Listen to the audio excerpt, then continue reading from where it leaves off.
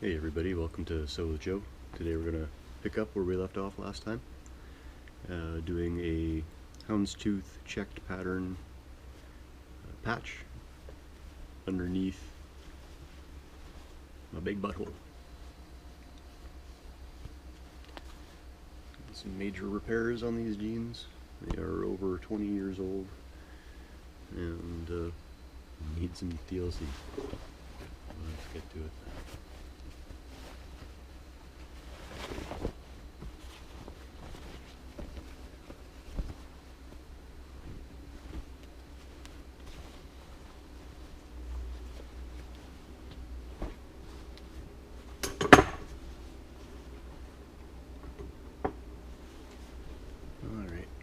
Last time, it was a long one. We went from here all the way down to there, 45 minutes. Let's see what we do today.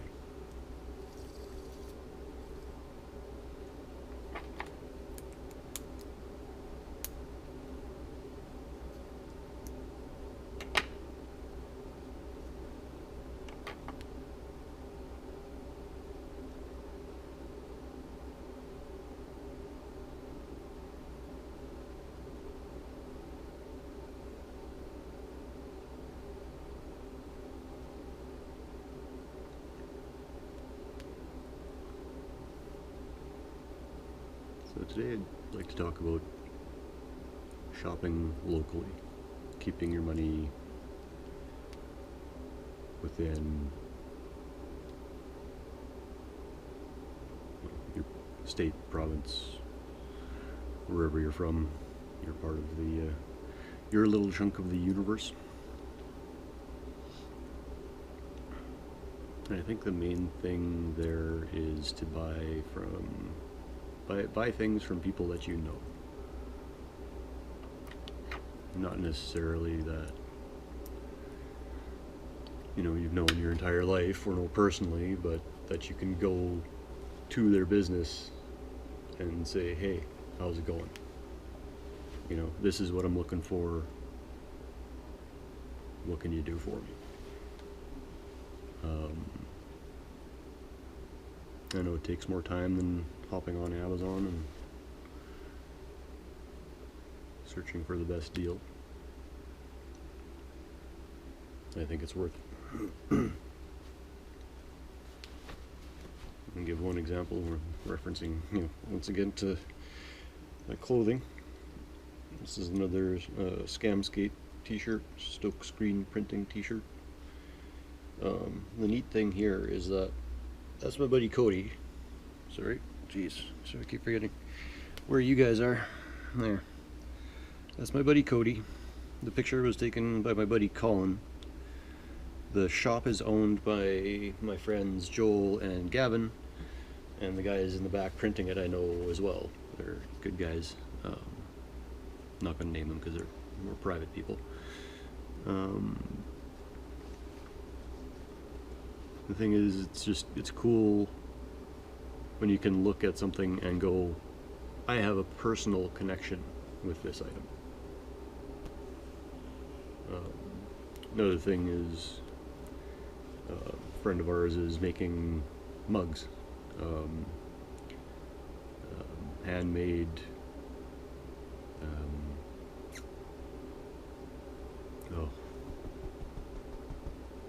clay, I guess.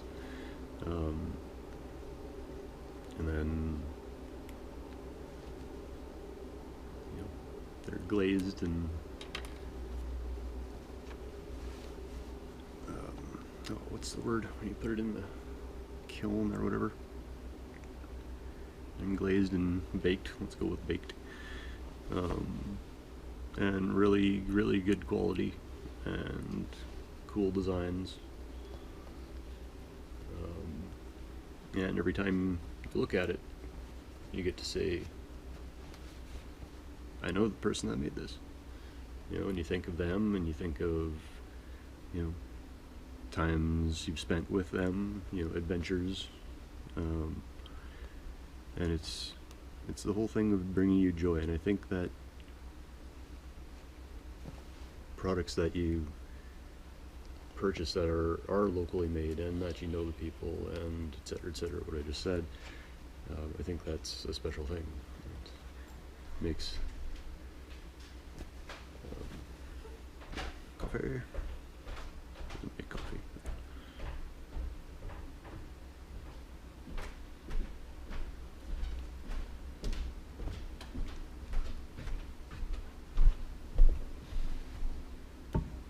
Thank you.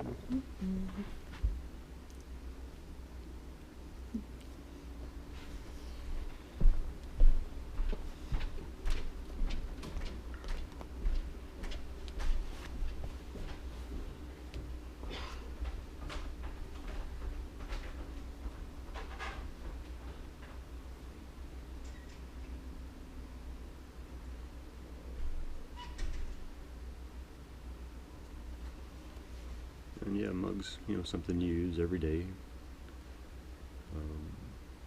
I have a similar mug that I bought at the folk festival that I've spoken of previous episodes.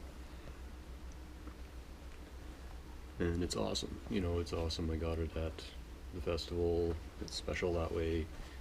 It's just the mug that I got from my friend is from my friend. If I had known the person at the folk festival and gotten it through them, still would be really cool. Or it would be even cooler, I should say.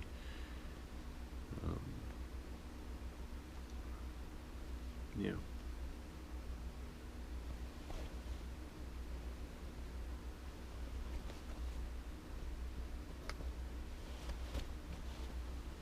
And it's really neat, doing stuff at festivals like that too, because most of the people there are local and very hardworking, and they work all year and make most of their money at festivals in the summer. So if you can go there and support them, they're paying quite a lot to be at those festivals, so they need to make money, and they're already not making much, per hour kind of thing. As I mentioned, anything custom takes absolutely forever to do.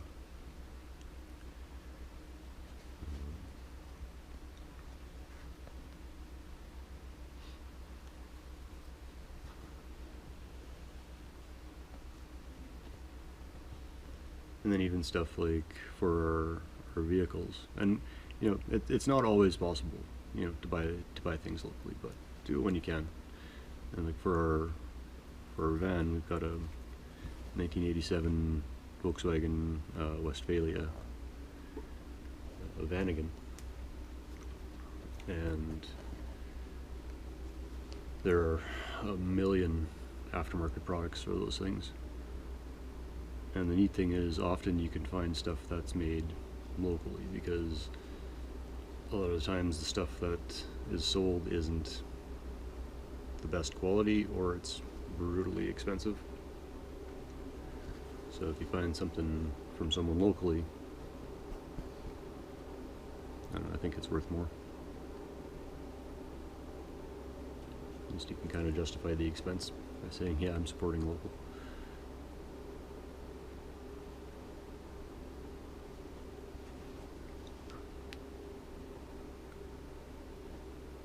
And stop throwing things away.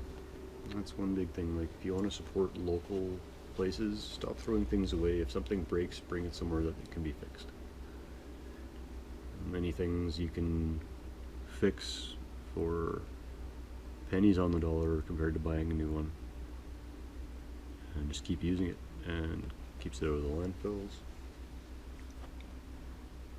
And you can't have things that are passed down from generation to generation if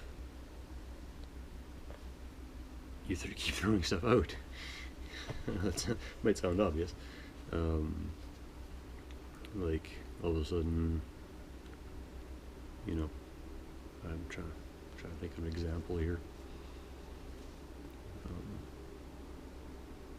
Grandpa's truck that was passed down to you over the generations, and all of a sudden it needs an entire new front end, which is the situation with us right now. And, it's worth fixing.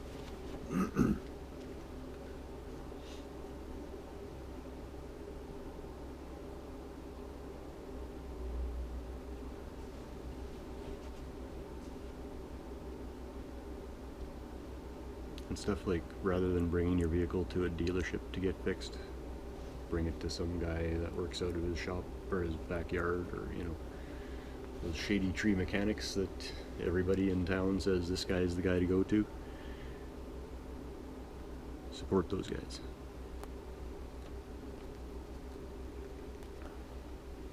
Because they are way more likely to bend over backwards for you, and if anything ever goes wrong, they most of the time will hold themselves responsible, because they're proud. They're proud of what they do, and that's the thing with a major corporation. No one's proud. No, I shouldn't say no one. Speaking in absolutes is often not a good idea.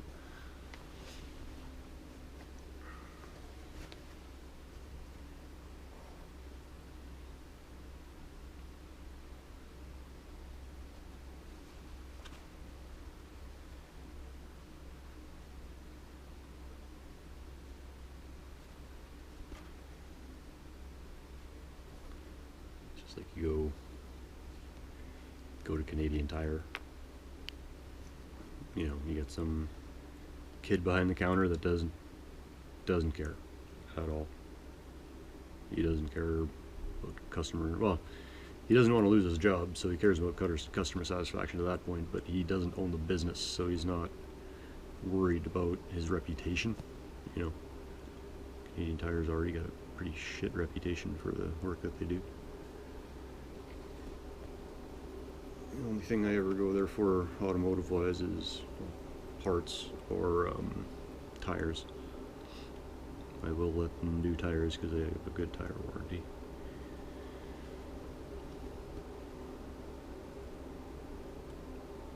But even that, like, you can go to a local shop and order the tires and have them install them and everything, rather than going to a Canadian Tire owned by who knows knows where. It's nice to see where your money actually goes to. Buying those mugs, that money goes to feeding my friends' kids. Like that's, to me, that's huge.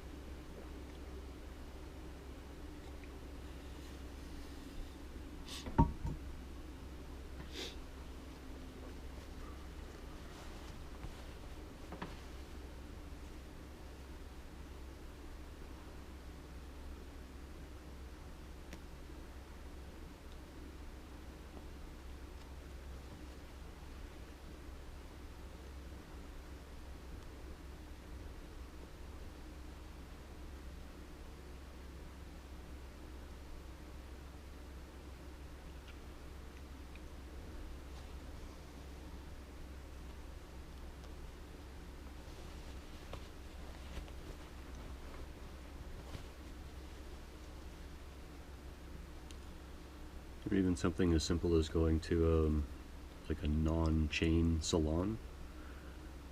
A lot of times you'll go to a stylist and some chain, whatever place. I don't even know the names of them anymore.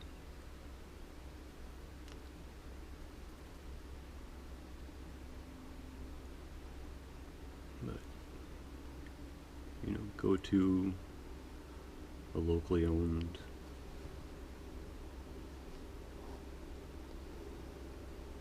shop, stylist shop, and get whatever you need done there, because then you're supporting the person who is minding you and making you silky smooth,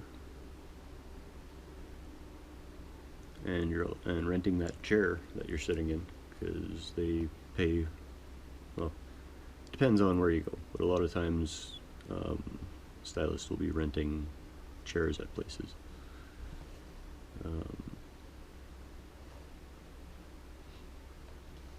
So you'll be supporting that stylist and the owner of the shop.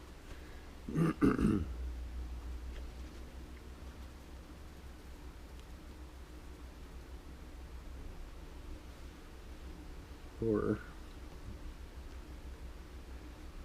if your buddy's significant other is a stylist, which is the case with me, then go get your haircut in the basement and spend some time with your friends. That money goes to them, that money goes to vet bills for their dog.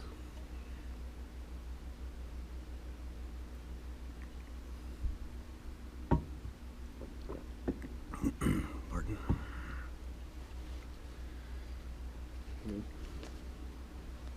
It goes towards them maybe someday being able to go on a vacation.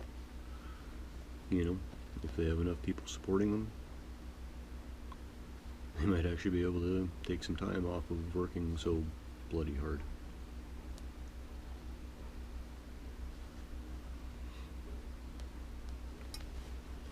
And that's one thing I don't think people realize, that it is really good these days, as far as the economy and all this goes. Like, it's getting worse. It's, you know, everything's not as sustainable, but our interest rates are low.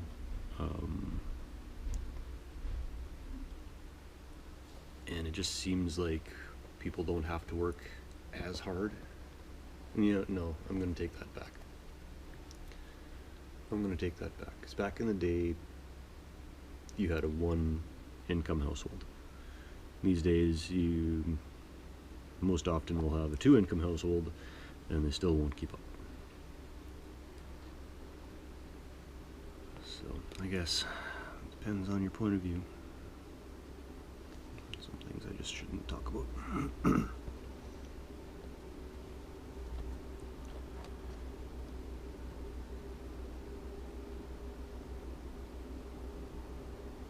So my episode 17 got age restricted. I guess somebody finally noticed that there was a bong involved and some smoking of the marijuanas. So that video is age restricted. Just that one. I guess they've only noticed the one.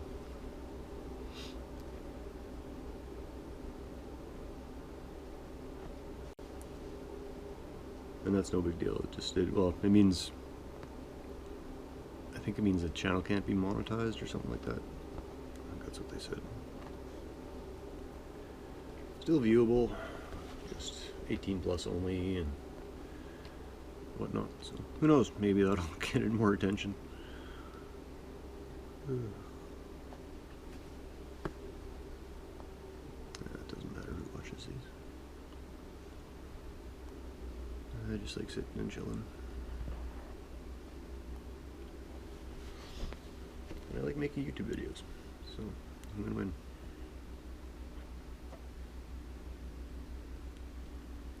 Also gets my sewing done. It helps me to allow myself to take time to sew, which is pretty big.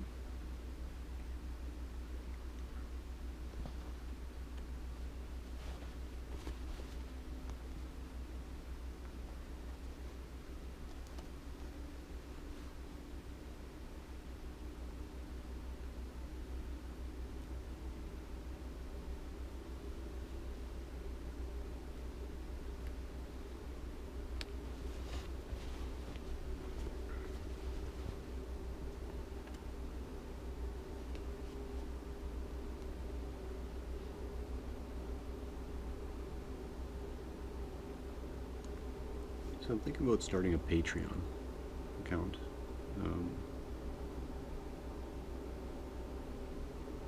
There's not terribly many people out there that watch my stuff. But that way, then, if anybody wanted to help support me a bit, I've been unemployed for quite a while. Or if anybody wanted to donate some money to see a certain type of patch, or see me, you know, I don't know, do what, you know. Be a good way for fan feedback. Let me know what you think. You think a Patreon is worth setting up?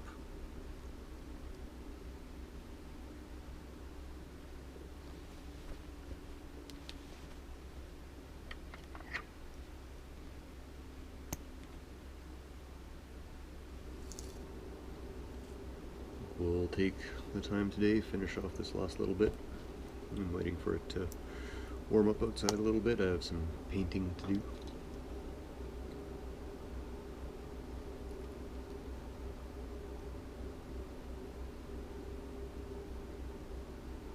can tell I've been painting.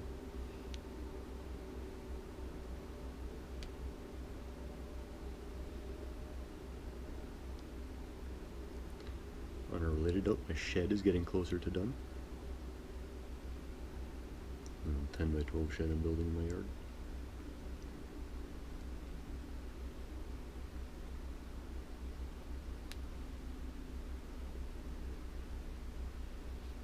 The other thing about supporting local, going back to that, is that it feels good. You know, like when you buy something on Amazon, it's like, or wherever, eBay, not just Amazon.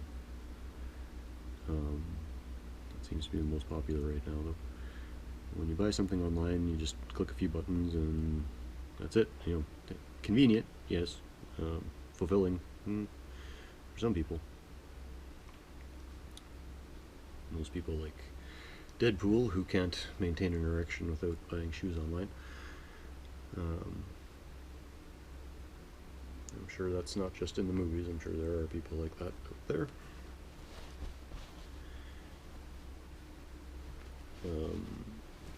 But I think for the majority of people, it's not a fulfilling purchasing experience.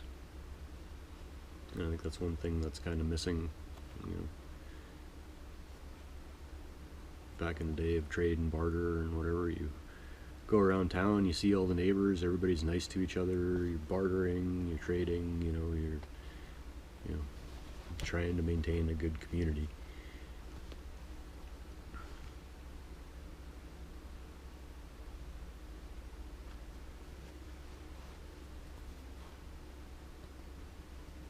You know, you can go out and buy a shirt for a whole bunch of money from some celebrity that's pawning his wares, and sure, you're supporting that celebrity, but they're already a celebrity. They're already a multimillionaire. Why bother buying anything from them? You know.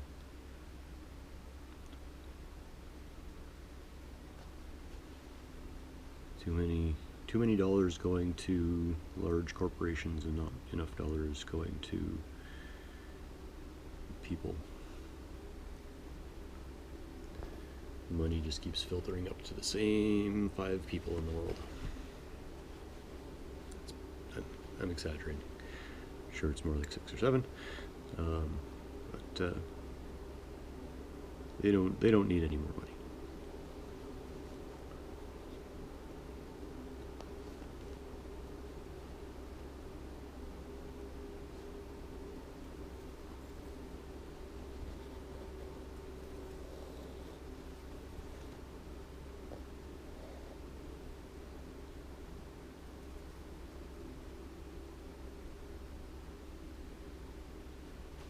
And the stuff made locally, a lot of times it's really good quality, you know, because if it wasn't, people wouldn't keep buying it from them. And then also you have the what's the right word? Liability? Not liability. Just that, you know, if something goes wrong with the product, you can talk to the owner, you know, you can talk to the person that built it and go, what happened? What's going on? I only have this for a month, you know, something's not right here. And odds are, if you're not a complete and total douchebag, you'll get another product and thanks for feedback, and the person will improve what they're doing.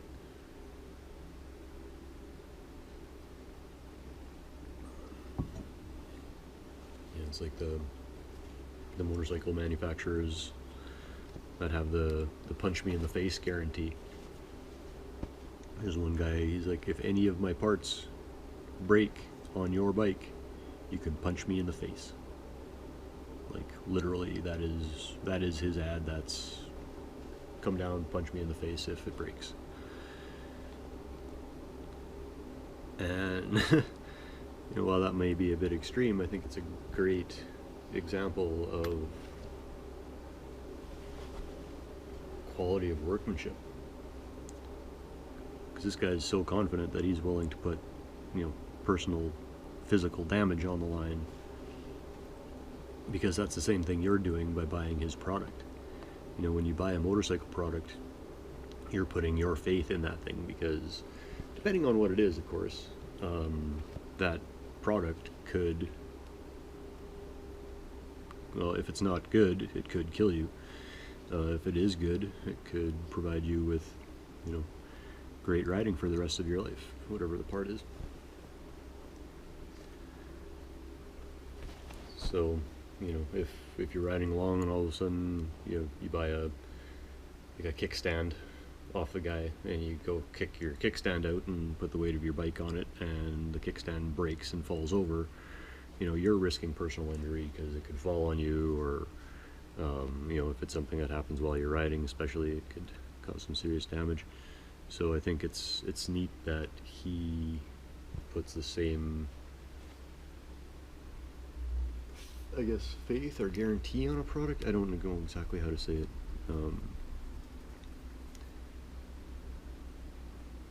But he's putting his physical well-being on the line the same as you are by buying his product. And I think that's really exceptional.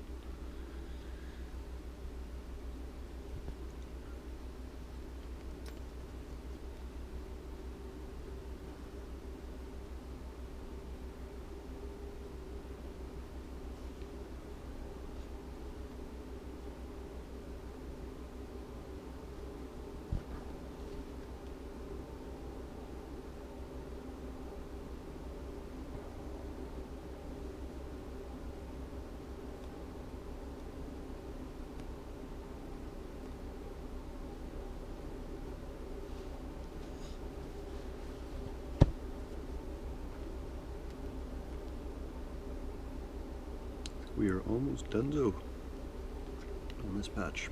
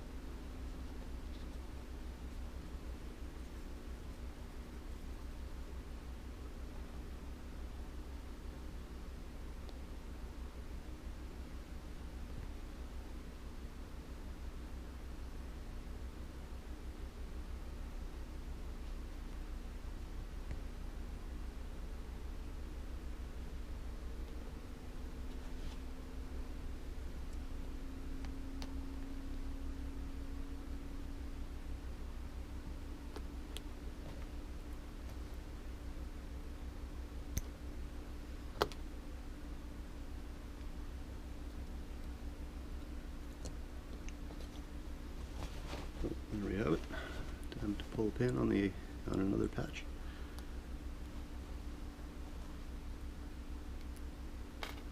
Pins. Pull the pin in and do some trimming.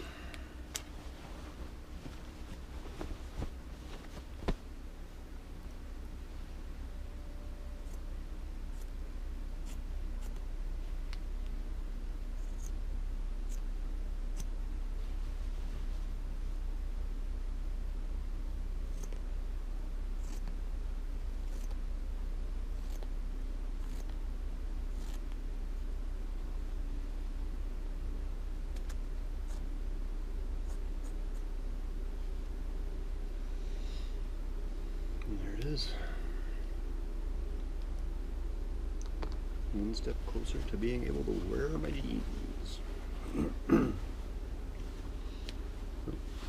Houndstooth, multi-houndstooth checked pattern over my butthole. Yeah. Penis patch going into my butthole patch.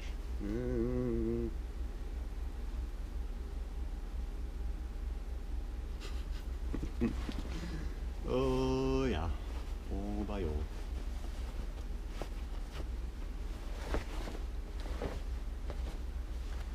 The outside.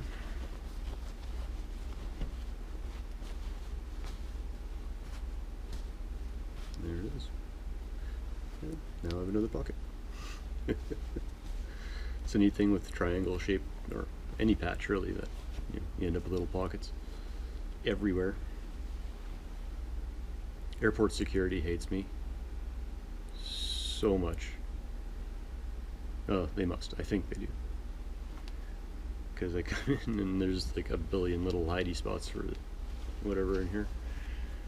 I'm honestly surprised they haven't stripped them off of me and gone through them, but they don't seem to pick up on the metal detector, so it should be okay. Alright, now we gotta figure out what's next. What is next? There was a hole somewhere, yeah, there. Probably this guy. Taking another sub panel patch. I will do an actual like patch one of these days. Like I do have patches. So right now everything that I'm doing is very, very structural. Little patches are just, for covering up little holes here and there. So yeah, we'll do another sub panel and carry on. I think I've got, pocket replacement maybe. A couple more little things. I might be able to wear these again. Tweet. Oh, yeah, I want to add belt loops. It's one thing I do on my jeans, and I think this is something that, well, some pant manufacturers, trouser manufacturers do, and that's extra belt loops. What I'm probably going to end up doing is putting 2 more belt loops here and here, either that or here and here. I didn't really want to cover up my patch more than I did already.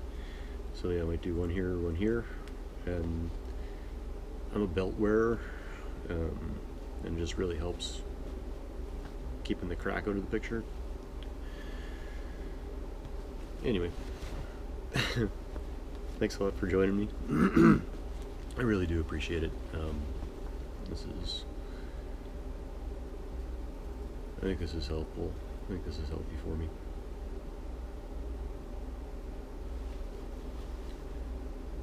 You, thanks a lot. Leave me some comments, leave me some good news that I can share with the world. And we will catch you next time. Keep chilling. Come here. Whoosh.